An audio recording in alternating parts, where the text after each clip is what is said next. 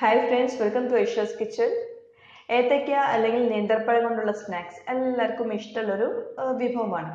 അപ്പോൾ ഇന്ന് നമുക്ക് 2-3 ദിവസത്തിനൊക്കെ തയ്യാറാക്കി വെക്കാൻ പറ്റുന്ന നല്ല ക്രിസ്പി ആയിട്ടുള്ള കോഴിയുടെയൊക്കെ പോലത്തെ ഒരു സ്നാക്ക്.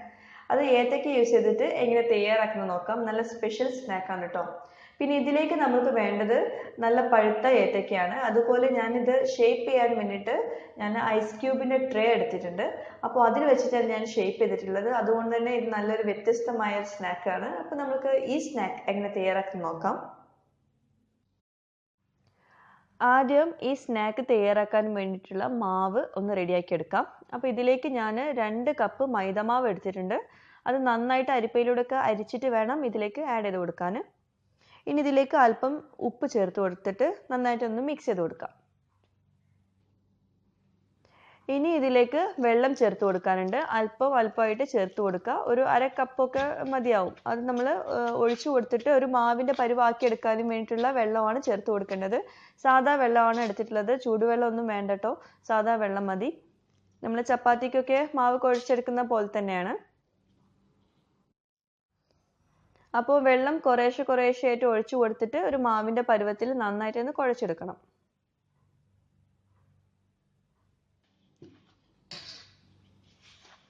അപ്പോൾ ഇതുപോലെ നന്നായിട്ട് പ്രസ് ചെയ്തിട്ട് കുഴച്ചെടുക്കണം. നല്ല സ്മൂത്ത് ആക്കി എടുക്കണം. പിന്നെ വല്ലാണ്ട് സ്മൂത്ത് ആക്കി വെക്കേണ്ട, കാരണം നമ്മളിത് ഒരു 15 മിനിറ്റൊക്കെ നമ്മൾ അടച്ച് വെക്കുന്നുണ്ട്.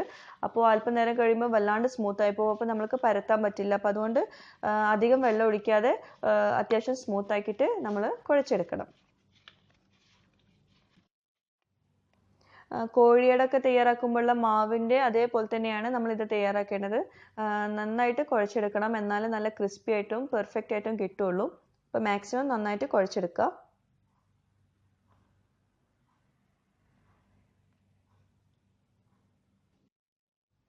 അപ്പോൾ മാവ് ഇപ്പോൾ നന്നായിട്ട് സ്മൂത്തായിട്ട് കുഴച്ചെടുത്തിട്ടുണ്ട്. ഇനി നമുക്കിതിലേക്ക് 1 ടീസ്പൂൺ നെയ്യ് ചേർത്തിട്ട് വീണ്ടും ഒന്നുകൂടെ ഒന്ന് കുഴച്ചെടുക്കാം. സാധാരണ ചിലരൊന്നും കോഴിയുടെയൊക്കെ തയ്യാറാക്കുമ്പോൾ നെയ്യ് ചേർക്കാറില്ല മാവിൽ. പക്ഷെ നെയ്യ് ചേർത്ത മാവ് ആവുമ്പം ഒരു അല്പം കൂടി ക്രിസ്പി ആയിട്ടും അതുപോലെ നല്ലൊരു ടേസ്റ്റ്, നല്ലൊരു ഫ്ലേവറൊക്കെ കിട്ടുന്നുണ്ട് ആ ഒരു മാവിന്. അപ്പോൾ അതുകൊണ്ട് നെയ്യ് ചേർക്കുമ്പോൾ സ്പെഷ്യൽ ടേസ്റ്റ് വരുന്നുണ്ട്. വേണ്ട എന്നുള്ളവർക്ക് ഒഴിവാക്കാം. അപ്പോൾ വീണ്ടും നന്നായിട്ട് കുഴച്ചെടുത്തിട്ടുണ്ട്. ഇപ്പോൾ നമ്മളുടെ മാവ് റെഡി ആയിട്ടുണ്ട്. ഇനി നമുക്കിത് അല്പനേരം അടച്ച് വെച്ചിട്ട് ഒരു 15 മിനിറ്റൊക്കെ ഇതുപോലെ അടച്ച് വെക്കാം. ഈ ഒരു സമയത്ത് നമുക്ക് ഇതിലേക്ക് വേണ്ടിയിട്ടുള്ള പഴത്തിൻ്റെ മിക്സ്ചർ തയ്യാറാക്കാം. അപ്പോൾ ഇതുപോലെ ഒരു പാന് ചൂടാക്കിയിട്ട് അതിലേക്ക് 1 ടീസ്പൂൺ നെയ്യ് ചേർത്ത് കൊടുക്കാം. ഇനി നമുക്ക് ഇതിലേക്ക് ആഡ് ചെയ്ത് കൊടുക്കാനുള്ളത് നേന്ത്രപ്പഴമാണ്. നല്ല പഴുത്ത നേന്ത്രപ്പഴം ഒരെണ്ണമാണ് ഞാൻ എടുത്തിട്ടുള്ളത്. ചെറുതാണെങ്കിൽ 2 എണ്ണം എടുക്കുക. ഞാനിപ്പോൾ വലുത് 1 എടുത്തിട്ടുള്ളത്. ഇതുപോലെ നല്ല ചെറുതായിട്ട് അരിയണം. അപ്പോൾ അത് ആഡ് ചെയ്ത് കൊടുക്കാം. എന്നിട്ട് നന്നായിട്ടൊന്ന് വഴറ്റിയെടുക്കാം. ഇതുപോലെ നല്ല ചെറുതായിട്ട് തന്നെ അരിയാൻ പ്രത്യേകം ശ്രദ്ധിക്കുക കേട്ടോ, എന്നാലേ അത് പെട്ടെന്നൊന്ന് ചെറുതായിട്ടൊന്ന് ഉടഞ്ഞു കിട്ടുള്ളൂ. ഇനി നമ്മൾക്ക് ഇതിലേക്ക് അല്പം പഞ്ചസാര ആഡ് ചെയ്ത് കൊടുക്കാം. ഒരു 3-4 ടീസ്പൂൺ ചേർത്ത് കൊടുക്കാം. അത് പഴത്തിൻ്റെ മധുരത്തിനനുസരിച്ച് ചേർത്ത് കൊടുക്കണം കേട്ടോ. ഞാനിപ്പോൾ ഒരു 3 ടീസ്പൂണൊക്കെ ചേർത്ത് കൊടുക്കുന്നുള്ളൂ.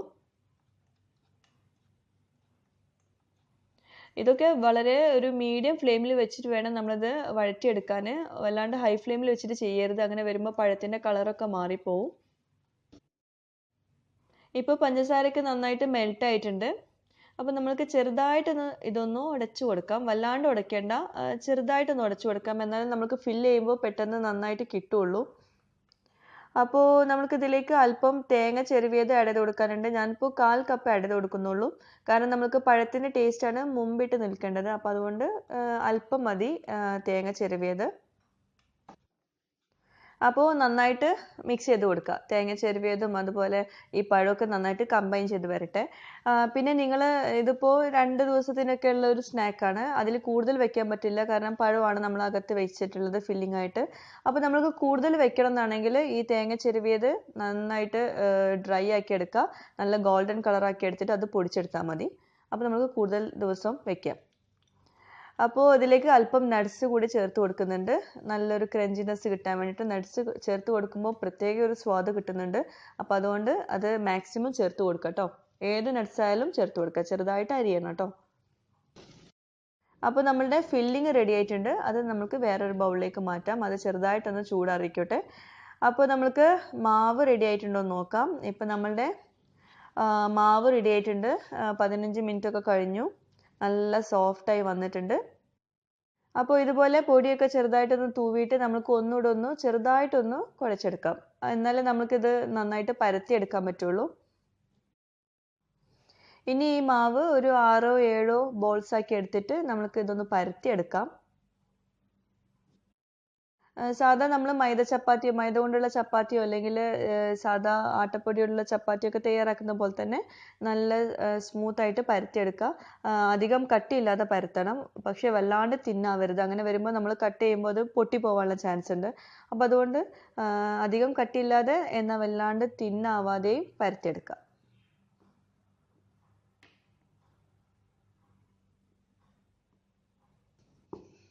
അപ്പോൾ ഞാനിപ്പോൾ ഇത് നന്നായിട്ട് പരത്തി എടുത്തിട്ടുണ്ട്. ഇനി നമുക്ക് ഈ ഒരു സ്നാക്ക് ഷേപ്പ് ചെയ്തെടുക്കാൻ വേണ്ടിയിട്ട് ഐസ് ക്യൂബ്സ് ഒക്കെ വെക്കുന്ന ട്രേ വേണം.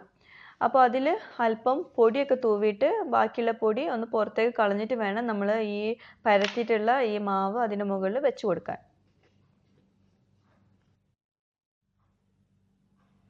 അതുപോലെ വല്ലാണ്ട് ടൈറ്റായിട്ട് വെച്ച് കൊടുക്കരുത്, കാരണം ഒരു ചെറിയ സ്പേസ് വേണം. എന്നാലേ നമുക്കത് ഫില്ലിങ് വെക്കുമ്പോൾ അതൊരു നല്ല വൃത്തിയിൽ കിട്ടുള്ളൂ. നിങ്ങൾക്ക് മനസ്സിലായെന്ന് വിചാരിക്കുന്നു. അപ്പോൾ ഇതുപോലെ ഒന്ന് ഷേപ്പ് ചെയ്ത് കൊടുക്കുക. ചെറുതായിട്ട് ഷേപ്പ് ചെയ്ത് കൊടുത്താൽ മതി, വല്ലാണ്ട് ഷേപ്പ് ചെയ്യേണ്ട. കാരണം നമ്മൾ ഫില്ലിങ് വെക്കുമ്പോൾ അത് താഴെ പൊയ്ക്കോളും. അപ്പോൾ അതുകൊണ്ട് പേടിക്കേണ്ട. ഇനി നമുക്ക് ഇതിലേക്ക് ഫില്ലിങ് വെച്ച് കൊടുക്കാം. ഫില്ലിങ് വെക്കുമ്പോൾ ഒരുപാടൊന്നും വെച്ച് കൊടുക്കരുത്. 1 ടീസ്പൂണൊക്കെ ധാരാളമാണ്. ചെറിയ ക്യൂബ്സ് ആണല്ലോ. അതുപോലെ നിങ്ങൾ എടുക്കുന്ന ക്യൂബ്സിനനുസരിച്ചിട്ട് വേണം ഫില്ലിങ് വെച്ച് കൊടുക്കാൻ. ഞാനിപ്പോൾ ചെറിയ ക്യൂബ്സ് ആണല്ലോ, അപ്പോൾ അതുകൊണ്ട് അല്പം മാത്രമേ ഫില്ലിങ് വെക്കുന്നുള്ളൂ. വല്ലാണ്ട് ഫില്ല് ചെയ്ത് വെക്കരുത്. അപ്പോൾ ഇതുപോലെ ഒന്ന് ആഡ് ചെയ്ത് കൊടുത്ത ശേഷം ഒന്ന് ചെറുതായിട്ടൊന്ന് ഷേപ്പ് ചെയ്ത് കൊടുക്കുക. പിന്നെ നമ്മളിപ്പോൾ ഇത് വലിയ ട്രേ ആണെങ്കിൽ നമുക്ക് ഒരുപാട് സ്നാക്സ് ഒറ്റ ടൈമിൽ തന്നെ നമുക്ക് തയ്യാറാക്കാൻ പറ്റും. നല്ല എളുപ്പമായിട്ട് തയ്യാറാക്കാൻ പറ്റും. ഇനി നമുക്കിതിൻ്റെ മുകളിൽ വെച്ച് കൊടുക്കാൻ ഒരു മാവും കൂടി പരത്തിയെടുക്കാനുണ്ട്. അപ്പോൾ അതുകൂടെ ഒന്ന് പരത്തിയെടുക്കാം. നമ്മൾ നേരത്തെ മാവ് പരത്തിയെടുത്ത പോലെ തന്നെ അധികം തിന്നല്ലാണ്ട് എന്നാൽ അധികം തിക്കുമല്ലാതെ പരത്തിയെടുക്കുക. അപ്പോൾ നമ്മൾ മാവ് പരത്തിയിട്ടുണ്ട്. ഇനി നമ്മൾ നേരത്തെ റെഡിയാക്കി വെച്ചിട്ടുള്ള ആ ട്രേൻ്റെ മുകളിലേക്ക് ഈ മാവ് പരത്തിയത് അതിൻ്റെ മുകളിലേക്ക് വെച്ച് കൊടുക്കുക. എന്നിട്ട് സൈഡൊക്കെ ഇതുപോലെ ഒന്ന് സ്റ്റിക്ക് ചെയ്ത് കൊടുക്കണം.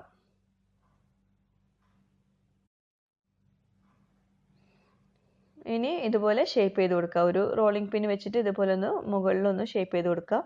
ആ ഒരു ഷേപ്പിൽ കിട്ടാൻ വേണ്ടിയിട്ടാണ് ഇങ്ങനെ ചെയ്യുന്നത്. അപ്പോൾ ഇനി പതുക്കെ ഇതൊന്ന് ഫ്ലിപ്പ് ചെയ്ത് കൊടുക്കാം. ഈ ഒരു ട്രേ ഫ്ലിപ്പ് ചെയ്ത് കൊടുത്താൽ മതി, അല്ലെങ്കിൽ ഇതുപോലെ പുറത്തേക്ക് എടുക്കാം. ഇനി ഇതിൻ്റെ സൈഡ്സ് ഒക്കെ ഇതുപോലെ കട്ട് ചെയ്ത് കൊടുക്കുക. അതുപോലെ ചെറിയ ചെറിയ ക്യൂബ്സോ അല്ലെങ്കിൽ ചെറിയ ചെറിയ റെക്റ്റാങ്കുലർ ഷേപ്പിൽ ഇതുപോലെ കട്ട് ചെയ്ത് കൊടുക്കുക. നമ്മളിപ്പോൾ കോഴിയടക്കൊക്കെ തയ്യാറാക്കുമ്പോൾ ഒരുപാട് മാവ് നമ്മൾ റോൾ ചെയ്ത് അത് കട്ട് ചെയ്തെടുത്തിട്ട് ഓരോന്നായിട്ട് സെപ്പറേറ്റ് ചെയ്യേണ്ടി വരും. അപ്പോൾ ഇങ്ങനെ ചെയ്യുമ്പോൾ നമുക്ക് അങ്ങനെ സെപ്പറേറ്റ് ചെയ്ത് ചെയ്യേണ്ട ആവശ്യം വരുന്നില്ല. ഇത് ഓൾറെഡി നമ്മൾ സ്റ്റിക്ക് ആയിട്ടുണ്ട്. ഒന്ന് ചെറുതായിട്ടൊന്ന് ഷേപ്പ് ചെയ്ത് കൊടുത്താൽ മതിയാവും, ബാക്കിയെല്ലാം ഓക്കെ ആയി. അപ്പോൾ വലിയ ട്രേ ആണെങ്കിൽ ഒരുമിച്ച് നമുക്ക് ഒരുപാട് സ്നാക്സ് ഒറ്റയടിക്കന്നെ തയ്യാറാക്കാൻ പറ്റും. ഇനി ഇത് ഓരോന്നും എടുത്തിട്ട് ഇതുപോലെ അകത്തേക്ക് മടക്കി കൊടുക്കണം. പുറത്തേക്ക് മടക്കരുത് കേട്ടോ, അകത്തേക്ക് വേണം മടക്കി കൊടുക്കാൻ. എന്നാലേ ഫില്ലിങ് നല്ല ഭംഗിയിൽ കിട്ടുള്ളൂ, ഇതുപോലെ കിട്ടുള്ളൂ. അപ്പോൾ ഇതുപോലെ ചെയ്ത് കൊടുക്കുക. അതുപോലെ എല്ലാ സൈഡും ഒന്ന് ചെറുതായിട്ടൊന്ന് സ്റ്റിക്ക് ചെയ്ത് കൊടുക്കുക. റിസ്ക് എടുക്കണ്ട, കാരണം എവിടെയെങ്കിലും ചെറിയൊരു ഓപ്പണിംഗ് ഉണ്ടെങ്കിൽ അതിലൂടെ നമ്മൾ ഫ്രൈ ചെയ്യുമ്പോൾ അത് പുറത്തേക്ക് പോകും. അപ്പോൾ അതുകൊണ്ട് ചെറുതായിട്ടൊന്ന് സ്റ്റിക്ക് ചെയ്ത് കൊടുക്കുക. അപ്പോൾ ഇതുപോലെ ബാക്കിയുള്ളതും ഇതുപോലെ ചെയ്തെടുക്കുക.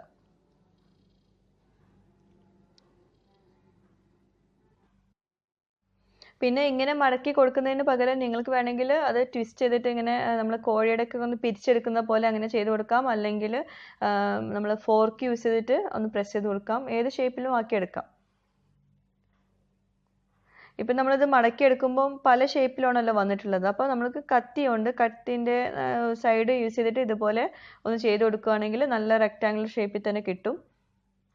ഒന്ന് ഷേപ്പ് ചെയ്തെടുക്കുക. ഈ ഒരു സ്നാക്ക് ഒന്ന് ഷേപ്പ് ചെയ്തെടുക്കുക. ഇതൊന്നും നിർബന്ധമില്ല, നമ്മൾ ജസ്റ്റ് ഒന്ന് ഒട്ടിച്ചു കൊടുത്താൽ മതി, എന്നിട്ട് തന്നെ ഫ്രൈ ചെയ്യാം. നിർബന്ധമില്ല, എന്നാലും നമ്മളത് ഒരു പെർഫെക്റ്റ് ആയിട്ട് ലുക്കിൽ കിട്ടാൻ വേണ്ടിയിട്ട് ഇങ്ങനെയൊക്കെ ചെയ്ത് കൊടുക്കുന്നേ ഉള്ളൂ. അപ്പോൾ എല്ലാം ചെയ്തെടുത്തിട്ടുണ്ട്. പിന്നെ നിങ്ങൾക്ക് ഇത് വേണമെങ്കിൽ ബേക്ക് ചെയ്തെടുക്കാം കേട്ടോ. അപ്പോൾ അങ്ങനെ ബേക്ക് ചെയ്തെടുക്കുവാണെങ്കിൽ അല്പം നമ്മൾ വെള്ള എള്ള് ഒന്ന് ഡെക്കറേഷന് വേണ്ടി ചെയ്ത് കൊടുക്കാം. ഇതുപോലെ നെയ്യൊന്ന് മുകളിൽ തേച്ച് കൊടുത്ത ശേഷം വെള്ള എള്ള് എടുത്തിട്ട് ഇതിന് മുകളിൽ ഒന്ന് സ്പ്രെഡ് ചെയ്ത് കൊടുക്കാം. നല്ല ഭംഗിയാണ് അങ്ങനെ വരുമ്പോൾ, ബേക്ക് ചെയ്തെടുക്കുക ആണെങ്കിൽ മാത്രം. പക്ഷെ ഫ്രൈ ചെയ്യുമ്പോൾ ഇങ്ങനെ ചെയ്തിട്ട് കാര്യമില്ല, കാരണം നമ്മൾ ഫ്രൈ ചെയ്യുമ്പോൾ ആ എള്ള് പുറത്തേക്ക് പോകും എണ്ണയിലേക്ക്, അപ്പോൾ അതുകൊണ്ട് കാര്യമില്ല. അപ്പോൾ അത് അങ്ങനെ ഫ്രൈ ചെയ്യുവാണെങ്കിൽ ഇതുപോലെ നെയ്യൊന്നോ ഇതിന് മുകളിലൊന്നോ സ്പ്രെഡ് ചെയ്ത് കൊടുത്താൽ മാത്രം മതി. പിന്നെ ഒരുപാടൊന്നും നെയ്യിൽ ചേർത്ത് കൊടുക്കേണ്ട ആവശ്യമില്ല, മുകൾ ഭാഗത്ത് മാത്രം ഒന്ന് ചെറുതായിട്ടൊന്ന് സ്പ്രെഡ് ചെയ്ത് കൊടുത്താൽ മതി.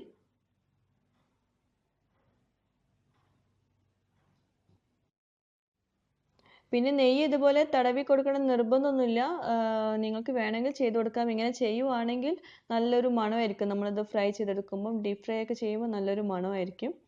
അപ്പോൾ നമുക്കിത് ഇനി ഡീപ്പ് ഫ്രൈ ഒന്ന് ചെയ്തെടുക്കാം. അപ്പോൾ അതിനായിട്ട് എണ്ണ നല്ല ചൂടായിട്ടുള്ള എണ്ണയിലേക്ക് ഇത് ആഡ് ചെയ്ത് കൊടുക്കാം. ഒരുപാട് എണ്ണയിൽ വേണം ഇത് വറുത്തെടുക്കാൻ, പിന്നെ ഒരു മീഡിയം ഫ്ലെയിമിൽ വേണം വറുത്തെടുക്കാൻ, അല്ലെങ്കിൽ പെട്ടെന്ന് മുകൾ ഭാഗം മാത്രം നല്ല ക്രിസ്പിയായി പെട്ടെന്ന് ആയി പോവും, അപ്പോൾ അകത്ത് ചെറുതായിട്ട് വേവാതെ പോവും, മൈദയാണ്. അപ്പോൾ അതുകൊണ്ട് ഒരു മീഡിയം ഫ്ലെയിമിൽ വെച്ചിട്ട് നന്നായിട്ട് തന്നെ തിരിച്ചും മറിച്ചൊക്കെ ഇട്ടിട്ട് നന്നായിട്ട് ഫ്രൈ ചെയ്തെടുക്കണം. അപ്പോൾ നമ്മളുടെ സ്നാക്ക് റെഡി ആയിട്ടുണ്ട്, നല്ല ക്രിസ്പി ആയിട്ട് നല്ല ഗോൾഡൻ കളറായിട്ട് വന്നിട്ടുണ്ട്. അപ്പോൾ നമുക്കിതൊരു ടിഷ്യൂലേക്ക് മാറ്റാം. എണ്ണ നമ്മൾ ഡ്രെയിൻ ചെയ്യാൻ വേണ്ടിയിട്ട് ബാക്കിയുള്ളതും കൂടി ഇതുപോലെ ഫ്രൈ ചെയ്തെടുക്കാം. പിന്നെ ഒരു കാര്യം പ്രത്യേകം ശ്രദ്ധിക്കുക, നന്നായിട്ട് ക്രിസ്പി ആവണം എന്നാണെങ്കിൽ ഇതിപ്പോൾ നമ്മൾ ചൂടോട് കൂടിയിട്ട് നല്ല ക്രിസ്പി ആവും, പക്ഷേ കുറച്ച് കഴിഞ്ഞാൽ അത് സോഫ്റ്റ് ആയി പോകും. അപ്പോൾ നിങ്ങൾക്ക് നന്നായിട്ട് ക്രിസ്പി ആവണം എന്നാണെങ്കിൽ ഇത് 2 തവണ നമ്മൾ ഡബിൾ ഫ്രൈ ചെയ്തെടുക്കണം. അങ്ങനെ ചെയ്താൽ നമുക്കിത് നല്ല ക്രിസ്പി ആയിട്ട് തന്നെ കിടക്കും.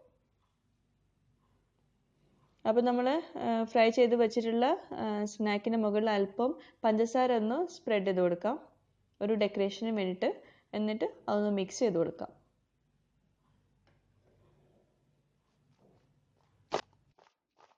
അപ്പോൾ നമ്മളുടെ ക്രിസ്പി ആയിട്ടുള്ള പഴം കൊണ്ടുള്ള സ്നാക്ക് റെഡി ആയിട്ടുണ്ട്. നല്ല ടേസ്റ്റാണ് കേട്ടോ, ഇത് എന്തായാലും നിങ്ങളൊന്ന് തയ്യാറാക്കി നോക്കുക. പഴം ഉണ്ടെങ്കിൽ ഒന്ന് തയ്യാറാക്കി നോക്കുക, എല്ലാവർക്കും ഇഷ്ടപ്പെടും. കണ്ടോ, നല്ല ക്രിസ്പി ആയിട്ടുള്ള, പുറമേ ക്രിസ്പി ആണെങ്കിലും അകത്ത് നല്ല സോഫ്റ്റാണ്, നല്ല ടേസ്റ്റാണ്. പഴത്തിൻ്റെയും തേങ്ങയുടെ ഒക്കെ നല്ലൊരു ഫ്ലേവറാണ്. അപ്പോൾ എല്ലാവരും തീർച്ചയായിട്ടും ട്രൈ ചെയ്ത് നോക്കുക, എന്നിട്ട് നിങ്ങളുടെ ഫീഡ്ബാക്ക്സ് അയക്കാൻ മറക്കരുത്. അതുപോലെ ഇതിൽ കമൻറ്റ് ചെയ്യുന്ന, എന്നെ സപ്പോർട്ട് ചെയ്യുന്ന എല്ലാവർക്കും താങ്ക്സ് ഉണ്ട്. പിന്നെ നിങ്ങൾ ട്രൈ ചെയ്തിട്ടുള്ള റെസിപ്പീസിൻ്റെ ഫോട്ടോസൊക്കെ ഐഷാസ് കിച്ചൻ FB പേജിലേക്ക് അയച്ചാൽ മതി. അതിൽ ഞാൻ എല്ലാ റെസിപ്പീസും അപ്ഡേറ്റ് ചെയ്യുന്നുണ്ട്. ഏത് റെസിപ്പിയാണോ നിങ്ങൾ ട്രൈ ചെയ്തിട്ടുള്ളത് അതിൽ ആൽബം ചെക്ക് ചെയ്താൽ മനസ്സിലാവും, അതിൽ കമൻസിൽ ആഡ് ചെയ്ത് കൊടുത്താൽ മതി. ഓക്കെ, അപ്പോൾ എല്ലാവരും ട്രൈ ചെയ്യുക, എന്നിട്ട് നിങ്ങൾ ഇതുപോലെ ഫോട്ടോസ് സെൻഡ് ചെയ്യുക. താങ്ക്